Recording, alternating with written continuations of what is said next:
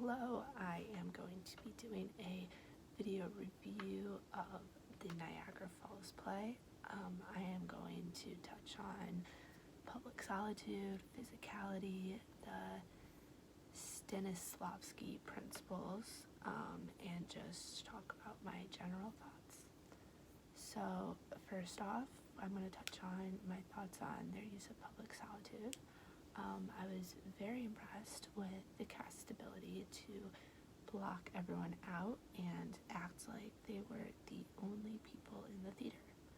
I thought that this was especially impressive and captivating because of the setup of the theater, because it's so small, and just the general use of their space. For example, cast members often had to look straight into the audience like they were looking off into the distance, and not only did they have to say their lines, but they often had to say lengthy monologues that they had.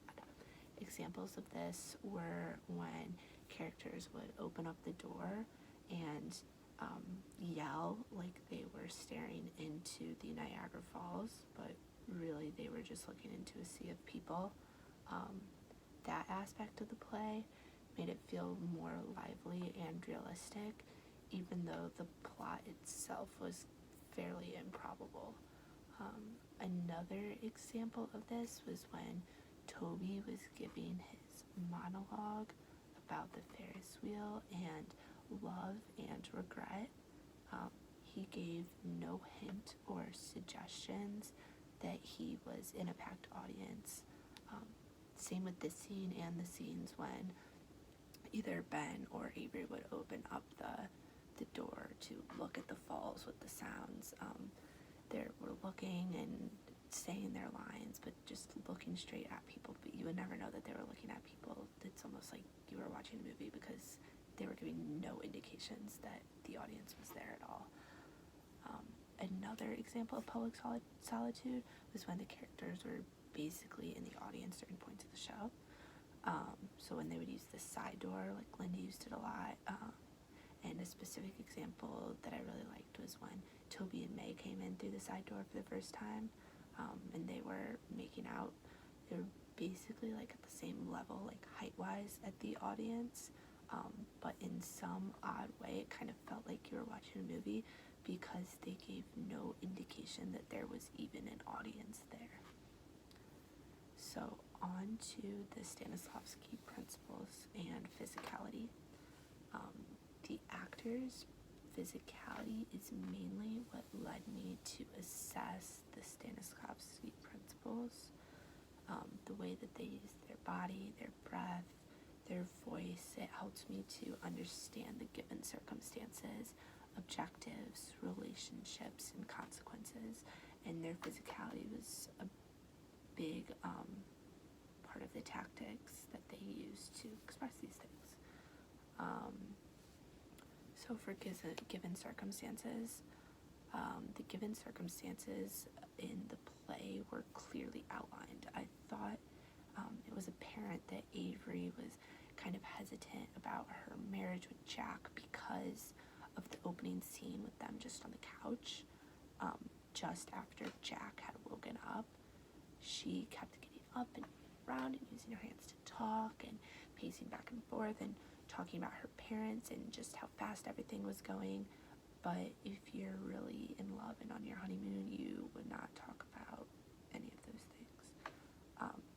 Just in my opinion. Well, not if you're really in love, but if you're really like sure of your marriage, those things, those thoughts like would not come up in your head, especially on your honeymoon. While she was saying all of this, she was standing up and walking and pacing around, which kind of indicated more unsureness than maybe she even realized. Also, I was able to tell that May had not been happy for a long time in her relationship by the way that she would scoff or roll her eyes at Ben when he was trying to make her feel bad about the affair after he had found out. She would kind of stand there with her arms crossed, really not open to him, like turn her head when he was talking to her, like do this like a lot out of like frustration, like kind of like sag, like what you do when there's like pent up like emotions or whatever. so I could kind of tell through those sort of scenes that was like the given circumstances of the relationships before the play. Onto objectives. So I really think that the plot of the play was driven mainly through objectives and people figuring out what they really want.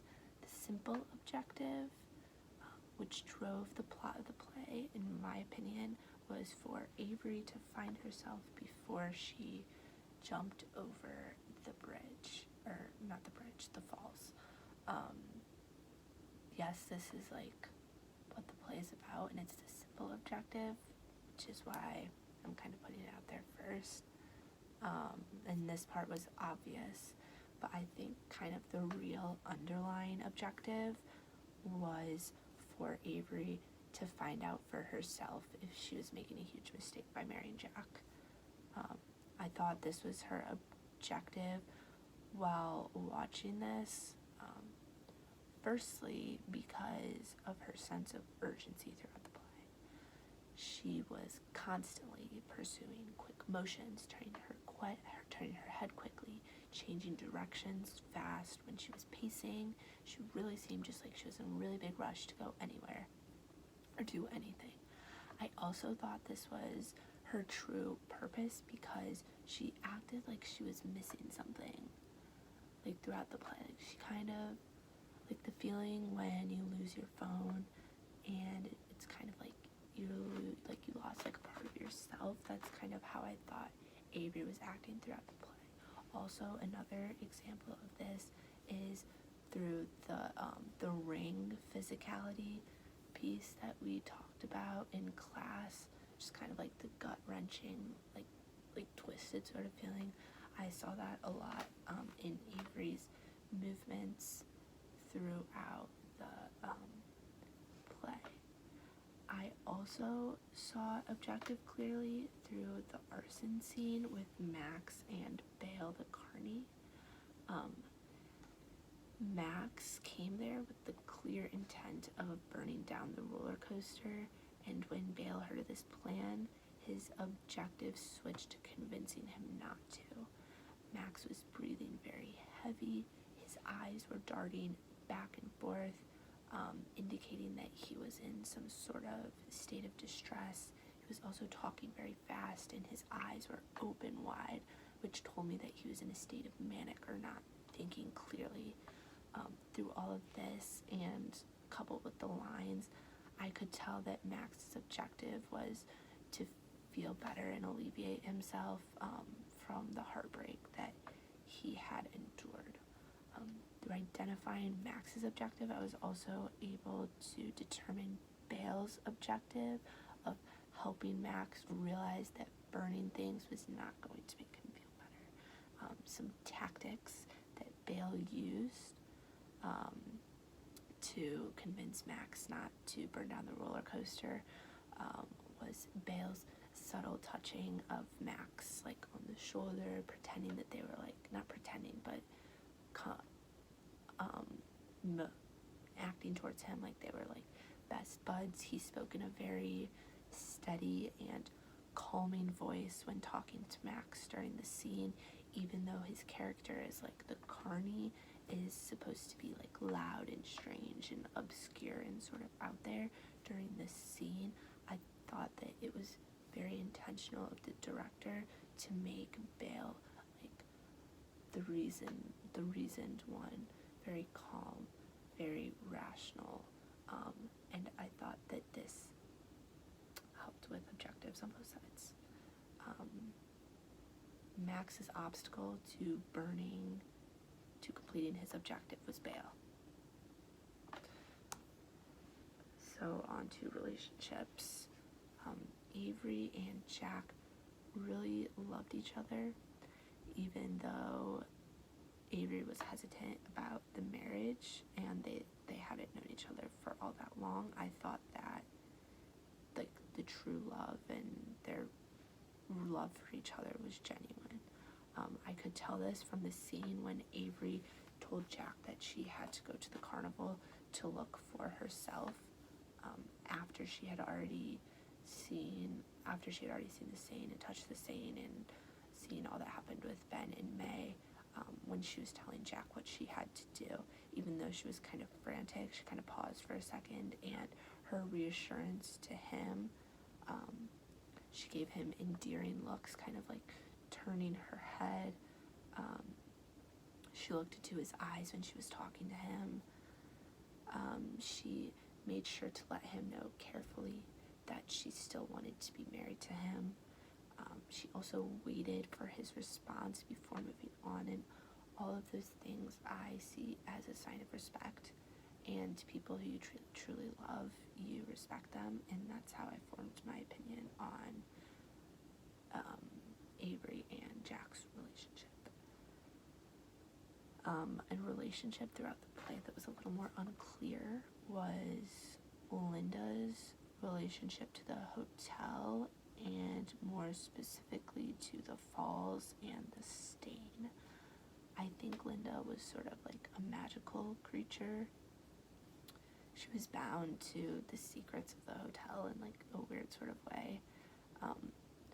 She didn't really change with age or appearance throughout the flashbacks that Avery had to May and Ben, and she had like, even though her character, like, I know was supposed to be funny, she kind of had like a creepy presence that like let you know that like she knows things.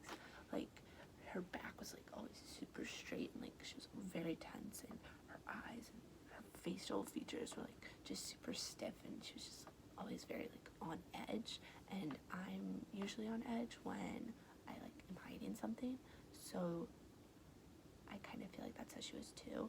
She also, whenever her character would mention something about the falls or the stain, she would kind of like brush it off and like get more like perked up, and then like look around, like, you know, you look around like when you're uncomfortable.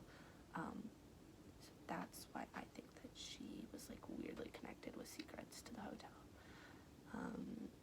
On to consequences. Part of the reason for the sense of urgency within all the characters was the lack of knowledge of the consequences. No one exactly knew what the consequences were, which is why it was even that more important that Avery found other Avery, or what she came to know as Jane. This element of the unknown kind of raised the stakes and made it, I think, was just that much more exciting to watch. This was especially apparent when all the characters were linked and running through the scenes. Even though their arms were like, they were holding arms, they were kind of like flailing their arms about and like turning their heads, like they were in a rush. And their facial expressions also seemed kind of rushed. So they had like raised eyebrows, and most of the characters' mouths were open, which I don't know why, but that just kind of always indicates that like you're even more frantic. Because I feel like calm people usually like have their mouths closed. I don't know. But yeah, I think that just not knowing what was gonna happen or what the consequences would be, like, was she gonna die, like, were there gonna be two of her, like, that just raised the excitement for the audience and the stakes for the characters as well. That was my review on Niagara Falls. Overall, I thought it was a really good play. I'm sorry this is so long.